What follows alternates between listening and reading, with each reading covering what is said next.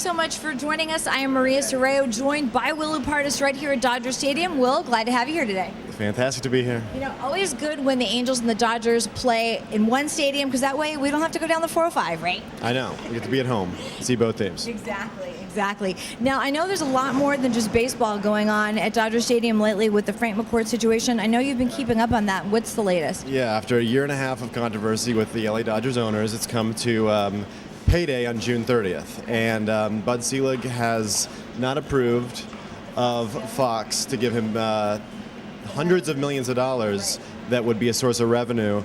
And he won't be able to pay his employees or the players. So it looks like MLB will most likely take over after this June 30th date. So we won't really know anything until after that happens and he cannot make payroll, is that right? We're just going to see what's going to happen. I think it's going to be kind of a dramatic, like, tug and pull kind of a, event here in a few days. Right. Now, on the flip side for the Dodgers, they are a charity-run organization. They're always supporting charities. This weekend is Think Cure, which is their big charity that they have for supporting cancer research, and we're excited about that. And Will, I know that you recently were out at Trump National, our favorite golf course, of course, with the event that they did for the Dodgers Dream Foundation. Tell us about that. Yeah, it was the 10th annual Dodgers Dream Foundation golf. 10 years already? Yeah, and 7th at Trump. Okay, right. Which it's been around a long time. Gosh. So we went out there. We saw Dodger legends, Chad Billingsley, one of the active players that was out there, the only player. Right. But we saw Fernando, guys like Jim Hill, local sports casting legend, Bobby Castillo, a lot of guys out there on the fairway having a lot of fun and raising money. Now, how good is Fernando on the golf course, Will? I think he has a really sweet stroke. I've never seen him play myself till this golf tournament. But yeah, Fernando's got a nice swing. You can tell he plays a lot. Yeah, well, he has the time, except when he's, of course, at Dodger Stadium. Yeah, and another broadcasting legend here is Steve Lyons, former baseball player as well, chipped in and putted in for birdie. Steve Lyons, maybe he should be a professional golfer. He told me actually that he was never even allowed to play golf as a kid because his dad made him play baseball and thought it would, ruin his stroke. So now he's making up for lost time. Yeah, and he's pretty good at it. Yeah, all right. Well, I know that you had a chance to actually catch up with some of the guys. Yeah, let's take a look at some of the guys out on the golf course. Do it.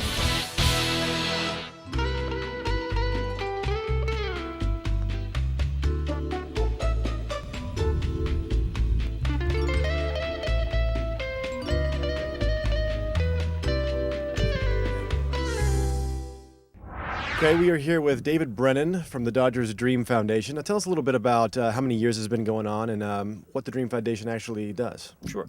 Well, the Dodgers Dream Foundation, you kind of picture it as 4 bases. First base is youth sports and recreation. Second base is literacy and education. Third is health, and fourth is the environment. So those are kind of the 4 areas of our focus. An example of youth sports and recreation, we do our Dodger Dream Fields initiative, where we go in and we rebuild and refurbish inner-city youth softball and baseball fields. A lot of that is with Park and Rec and LA 84 Foundation. Second base, we do for literacy and education. We have a literacy program with the LA Times, and we also do a scholarship program with the Jackie Robinson Foundation. Health, we support a lot of different nonprofit organizations that deal with JDRF and genetics and different types of things like that. And then environment, it's all about Think Blue, Act Green. We're putting up solar-powered scoreboards at many of our future Dodger Dream Fields. So today, here we are at the 10th Annual Dodgers Dream Foundation Charity Golf Invitational, and money raised today will help all those initiatives. Are you looking toward your foursome for help, or are they looking to you for help today? I hope not. I truthfully hope not. If you do, we'll be out here the next year. I'll be on time, okay? All right. As a team, I'm a golfer, but I'm not that good a golfer. If this was like the last out in the 9th inning, and then you meet for the base hit and I'm up there, I know what I could say. I'll drive him in. That's what you always did. Now, it's interesting you say that because I want to ask you the relatability or the comparability to golf and baseball. What is it for you? Swing's a little low. That's all. And you go from here and then you go lower. And basically, if you're an athlete and you play baseball, golf is not something that we have to adjust to that much. You know what I mean? You don't see football players, they can't play. You know, basketball players don't play that well. Baseball players play real good. And the ball's standing right there. Right there, don't move. That's what gets me all the time. I'm always waiting for it to move. Let me show you something. They're not going to believe this. I won this watch. Well, what? Isn't that amazing? What do you do to win that? Default. No, this is Hole-in-one, Eagle? no. It was just I was on the green and on one of the par threes. But this is a wonderful tournament. The Dodgers always helping the community, and whenever they call, you know, we always want to come and help. We have a lot of fun. See a lot of guys who I covered from a few years ago, and the guys that are playing today. And I like to tease them, especially when I'm winning things. Yeah, we know you like to tease them. So how is the round going so far? So far, so good. I'm playing pretty good, but I have better company, and that's what makes the round even better. Right. So I'm enjoying it immensely. The weather's terrific. You know, it's amazing when you're playing well how you look at everything from a brighter perspective. The sun is shining brightly, clear skies, and I'm having a heck of a good time. It's a Dream Foundation. It's a dream day, huh? That's right, and dreams do come true. What's the relatability or comparability from golf to baseball? I know in golf it's a little bit more like it's all on you, and baseball is a little bit more team sport. I mean, but for me in golf it's just having fun. You can't take it too serious because the game's so inconsistent. But man, I'm not a pro golfer. I don't know what's really the big differences. But You're out here having fun, right? absolutely. I mean, it's a great day. I mean, the sun came out today. Meet a lot of great people, playing with a good group of guys today, and it's fun. What's the relatability, the comparability to baseball and golf? Oh, for me, it's zero. Because, well, actually, it's probably pretty good because I wasn't a very good baseball player. I'm a lousy golfer too. So that's, I don't know. My dad used to tell me all the time that he didn't want me playing golf when I was a kid because he thought it would ruin my baseball swing. So I literally didn't play. But I think it's actually a lot more similar than people give it credit for. It's crazy because the ball doesn't move, but the baseball, hitting a baseball seems like it's a little bit easier than hitting a golf ball straight. Or were you ever able to aim the baseball like you are a golf ball? Well, you know, I could throw a baseball anywhere I wanted, and I couldn't really hit it. You know, and I think that's something that a lot of people take for granted. Like, you know, baseball players can stand literally 100 feet away from each other and play catch and never make each other move a step to catch the ball. You know, you can look at a pin 100 feet away and have your 9-iron in your hands or 100 yards away and still not come close. What are some of the challenges for this particular course that you've noticed? I'm sure you're hearing the same answer all the time. It's really tight. Fairways, there's not a lot of room for mistakes, and if you hit an errant ball, you're not OB, but you're taking a penalty stroke because there's protected area here, and so you're better off hitting it short and straight rather than trying to air it out. So are you looking to your foursome for help, or are they looking to you? I hope they're not looking for me because I'm not sure who I'm playing with yet, but I'll figure that out. And I tell everybody that we're not going to win their tournament, but we'll try to have more fun than everyone else. There's so much focus and pressure involved in golf. Can you talk about how that compares to the pressure and focus you experience on the pitcher's mound? Yeah, well, in baseball, you know, we have a help, you know, from the teammate, but in golf, just you. And but it's fun, you know. I love this game, and it's a big difference, you know, because in baseball, that's our job, and to doing good, and just golf, just we play for fun.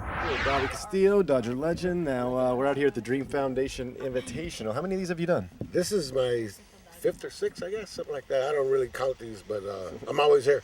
But anyway, it's you know, we're raising money for the kids, for the Dream Foundation to refurbish different ballparks throughout the city, and that's just what it's all about. And everybody here, all the Dodger fans got together and they backed us up, and it's all about raising money for the kids.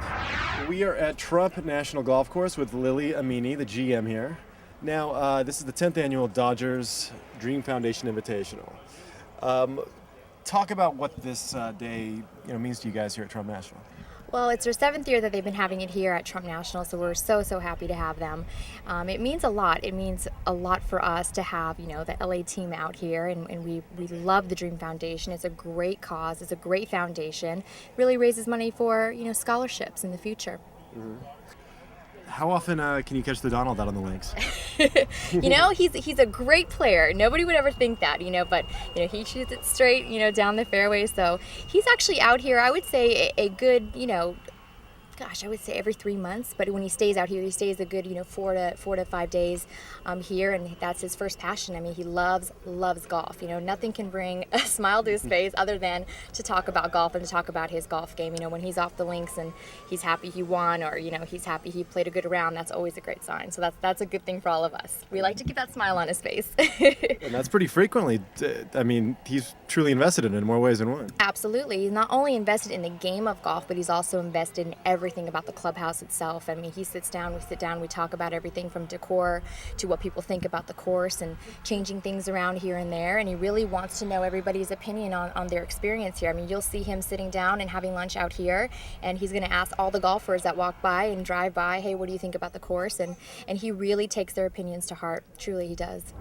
So for people, big Dodger fans that would like to get involved in something other than the golf tournament in the next year, what kind of things does the Dream Foundation are you guys a part of throughout the year? Yeah, I mean, we do a number of fundraising events. If you're coming out to Dodger Stadium, we have silent auctions every Friday and Sunday on the club level. People can bid on autographed memorabilia.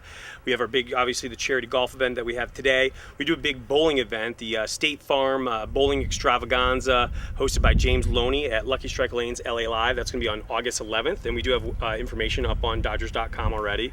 We do a summer youth baseball camp for 7 to 12-year-olds. We have 2 sessions in July. They're actually almost sold out, but that's a great thing. If people have kids who want to come out for 2012 for camp, we always do registration, usually around February, prior to that summer. And kids learn baseball from Dodger coaches, Dodgers alumni, right there on the field at Dodger Stadium. Well, that looked like a lot of fun, Will. It was a great day. No complaints. No complaints. And always a lot of fun out at Trump National. And a big thank you to Will and Gino. I normally would have been with him out there for the golf tournament, but I was in New York with the Angels, and it's a tough job, but somebody had to do it. Another tough assignment for you, Maria. I know, very tough. Getting back to the Angels and the Dodgers playing each other, interleague play is kind of an interesting concept. A lot of players don't like it. A lot of managers don't like it. Some love playing it because it's kind of like a World Series situation where the American League is going to play the National League. You never know. We could have a set-up situation in any of these interleague games, but it takes away from the tradition, and a lot of the players have told us that, but I think you can't deny when the Angels come into town or the Yankees, it's kind of exciting for the fans. I think it is a really good fan situation, especially the crosstown rivals like this, but interleague play in general, what's your take on it? Is it something you like to watch, something you don't like to watch? I mean, I think if it's a team with World Series history, whereas the Dodgers have played the Yankees before, and the Angels are right down the freeway, that's a fun thing to watch. But if you're playing, they just got done with a series with the Tigers. I don't know if we need that. I guess only if you're a Detroit fan, right? Right. And live in LA. Exactly. Then it's awesome, but maybe a few less. Yeah, I think that I'm sort of on the fence about this because I agree with you. I think the crosstown series are really a lot of fun, but some of these other games, I'm just not sure. It just seems so strange to be playing the Tigers here. Yeah, I mean, I think they started around 15 years ago. I don't know exactly, but it's obviously a way to kind of increase cross-league, fan bases, but yeah, the tradition is not interleague, so I think I'm more on the side of going back to just National plays National League, American League plays American League. All right, well, we have our opinions, but so did the players and managers, and they were very interesting. Chad, we're talking about pitchers hitting versus non-hitting. Obviously, the American League pitchers, and when you play them, sometimes, they have a designated hitter, and then when they play, they have to actually hit. From a pitcher's perspective, obviously you didn't start out as a pitcher. You were a hitter at some point. Do you enjoy hitting? How do you feel about the whole thing? I definitely enjoy hitting. When we're at home, pitchers get to hit every day, and I think pretty much every guy who takes batting practice on our staff enjoys hitting. So I enjoy it. No, and you're pretty good. You're one of the pitchers that is a pretty good hitter. You don't just get up there. You get up there, and what goes through your thought process when you're actually in a game and you're hitting? It varies. I mean, if a guy on first with less than 2 outs, we're supposed to bunt him over, and if there's guys in scoring position and we're not bunting, I mean, it's pretty much just try to put the ball in play, make something happen, and try to get a hit. You help yourself out. I mean, when Greg Maddux was here, he really took a lot of pride in his hitting because, I mean, you start 30-plus times throughout the course of the year. I mean, one of those games, if you get bunt down or get a hit, I mean, that's 1 or 2 wins you could have throughout the season, so it matters. So I mean, we take it seriously. Now, if there was only one rule and there was a designated hitter, would that take some of the charm away from you? Or? Well, I mean, I enjoy playing in the National League. I mean, you got that pitcher hitting ninth, and I don't say he's a free out all the time, but I mean, it's definitely better than pitching the guy in the American League, and that DH is usually hitting 30 home runs a year and driving in 90, 100 RBIs. Exactly. So it's a little bit more difficult to pitch in the American League when you have 9 hitters compared to, I mean, you have that pitcher spot in the National League. From a pitcher's perspective, do you enjoy hitting when you get your turn to get up there, or would you rather have it be like the DH where you would never hit? Well, I think it's more that we get to face the other pitcher. You know, I think that's huge. You know, we get don't want to say an extra out because some of the guys can hit, but it's definitely better than facing a designated hitter with guys, 25, 30 home runs. It's interesting because, from the DH position, obviously you didn't start out in your career by never hitting. So is it something that you enjoy? I mean, Billingsley was talking about the fact that he really looks forward to his time hitting up there. Absolutely. I think we have a ton of fun doing it in practice, and obviously it's a little harder doing the games, but, I know Bill's a pretty good hitter, and, I got to hit in high school, so I enjoy doing it too. Yeah. When you go to an American League park to play and you don't get to hit, what is that like for you as a pitcher? It's different. It's it makes you focus more on your pitching, which is sometimes okay, but other times, it almost puts a strain on your pitching because you're thinking so much about it because you have nothing to take your mind off of it. So, there's negatives and positives to it. Now, what about running the bases as far as taking the time to do that? Yeah, it's we don't do it very much. Even when we do hit, we're not on base a whole lot. So as long as you don't do anything stupid, we're okay. But every once in a while we get a little absent-minded out there. It's definitely fun. You feel like you're more a part of the game. It can certainly be frustrating when you're not getting any hits and there's runners in scoring position. You'd like to try and help the team out once in a while, which we have some of our guys doing. So. And we have some fun competition between the pitchers and some of the hitting games that we play. So hopefully I can start making a run and getting involved in some of those games. How did your mindset change from the American League coming to the National League? Did you worry about hitting because you're not used to it, or? No, I don't think anymore. Maybe the first year it was a little bit of an adjustment, but it's kind of routine now. It was weird the other day in interleague play when we were in Chicago and I wasn't hitting, so but I definitely look forward to it, and I want to get better and be able to every once in a while put the bat on the ball and get some hits that help us win. And we are back, and the NBA season has come to an end, and we'd be remiss if we didn't congratulate the Dallas Mavericks for winning the NBA championship. Sorry, Laker fans, it kind of came at their run came at the Lakers' expense. But you know what? I at least feel better knowing that the Dallas Mavericks, who swept the Lakers, sorry Lakers, they at least won the whole thing. Where I was watching, there were a lot of Laker fans rooting for the Dallas Mavericks because they did not want to see LeBron James win an NBA title. Really? How scary is that? Is it's more about who we hate than who we love? It is, but Dirk Nowitzki. I hate for LeBron. Nowitzki's a fundamental player, and they got a good, solid team. It's a teamwork kind of unit. So that's good for the NBA, I think, right? And you and I have interviewed him before, and he's such a good guy, such a nice guy. Good, smart man.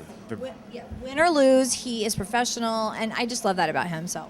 Yeah, and he's worked hard. 13 years in the NBA, gets his first title, and it was against the Heatles, as they call them. Yes. Not the Beatles, but the Heatles. Now, even though the NBA season is over, never a dull moment for the Lakers, right? And I hear that Ron Artest has changed his name. Yes, it just came out that he will be known as Meta World Peace if the papers go through and he gets to change his name. Meta World Peace. Wait, so is Meta the first name and World Peace is the last name, or is it Meta World Peace, or how does that work? I hope it just says peace on the back of his jersey so that when he exits the game, we can say peace out. Peace out. That's really good. Well, I like that. Yeah. I stole that from our friend John Ireland, I think. Oh, you did? Yeah. Oh, okay, thanks, John. We appreciate it. Well, yeah, there's never a dull moment with the Lakers. And the Clippers, I just hope that we get a chance to see basketball next year. What is your feeling on that? Because Charles Barkley came out today and said that he really doubts we're going to see any basketball next year. Yeah, the guys on the inside, the players, the journalists, the ex-players, they're all really pessimistic about the NBA season, and it looks like there's going to be some games missed, if not an entire season, because there's so much distance between the ideals of the players and the owners. There's a lot of money at stake, and they all think they deserve a big part of the pie. They do, and we're dealing with the same thing in the NFL season. Unfortunately, it's getting down to the wire now. These guys are supposed to be in training camp in the next, 3 weeks, and you absolutely have to go to training camp, Will. Yeah, and I know some of these guys are practicing on their own. I even saw Donovan McNabb back in Philadelphia practicing with the Eagles. These guys can do whatever they want to right now because they're locked out, but I can't imagine there not being a week 1 of the NFL on a Sunday. When was the last time that happened? I don't know, but how would you feel about half of an NFL season? I personally, I don't want a half of a season. I want the entire season. You know, if we have like 8 games, half a season, how are the playoffs going to work? Because you'd think there's going to be a lot of ties in there. You know, if the fewer games you have, it's harder to create the distance from the playoff teams to the bad teams. Please. 4 and 4 teams in there. Yeah, NFL, get it together because we definitely want to see football this season. I'm optimistic about football, not so much the NBA. Okay. Now, you know that recently I had a chance to, when the kids run down on the field right before the game and they get their balls signed by the Dodger players? That is like so much fun. Now, I secretly want to do it, of course, but Gino and I went down there and we had talked to some of the kids, and it was so much fun. It reminds me of the Laker kids, the high five kids that get to high five all the Lakers and take pictures at the Staples Center. That's it. Yep. It's the same thing. Same exact thing. Well, you got a chance to talk to the kids and some of the players, so let's take a look at that piece. Starting off the day right. Do the 5. Good job. Ball, Steven. You guys excited?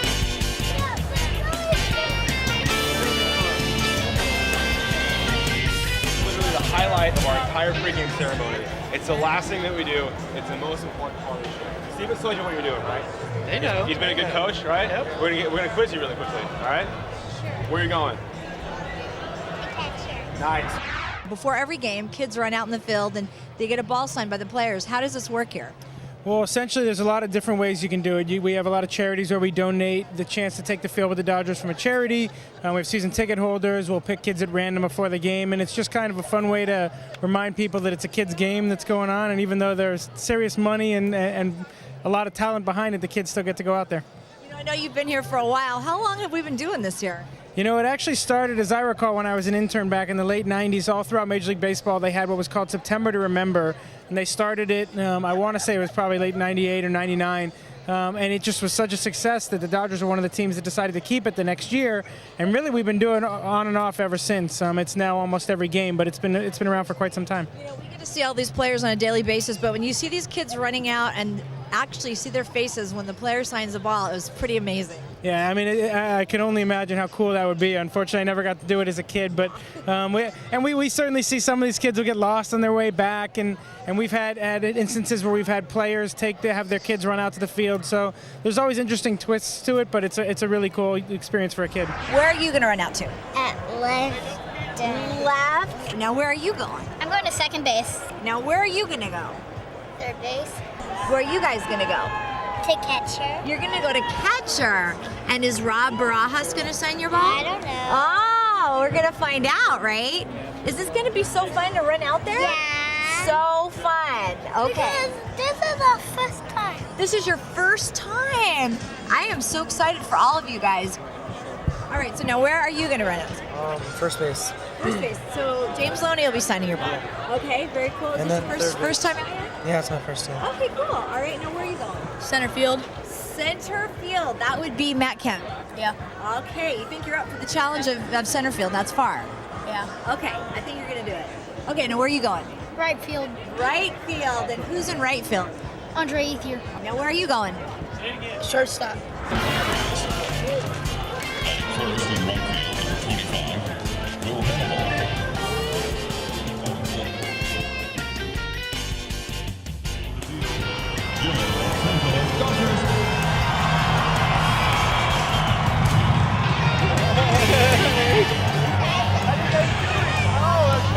You guys doing good? Yeah. You having fun today? Yeah. There you go. Is that your brother? Your little brother? You take care of him? Good job. So, Will, what do you think? Do you think that Josh Rowage would let me go out there and get a ball signed by one of these guys? I think Josh probably would, but Matt Kemp would not like it because it'd be during the game and he'd be really shocked and they'd have to stop the game. Matt wouldn't go for it. He really wouldn't. And speaking of going, we have to go. We've run out of time, but join us here on the next show for Playing the Field, where I will talk to Eric Hansen, the man who keeps Dodger Stadium grass looking so beautiful. Yeah, and he does such a great job, and I can't wait to see that interview. It's a good one. And Maria, you've been tweeting, right? I've been tweeting and talking to guys about tweeting. You'd be amazed how many athletes are tweeters, but I'm kind of an obsessive tweeter reader. Like, it's on my BlackBerry, it's everywhere. Yeah, not as many tweets as Twitter reads. Yes. But some of these athletes are tweeting a lot. Maria Sports, go check me out. You have one as well. What is yours? Mine's William Lapardis. There's an at before it. Yes, I know. I still don't know like all of these little things on there, what they mean, but I'm learning all the symbols, so we'll see. There's the hashtags, but we're going to find all that out the next show. All that and a whole lot more. Thanks for joining us on Playing the Field. I'm Will Lapardis for Maria Sorreo. We'll see you next time. Bye.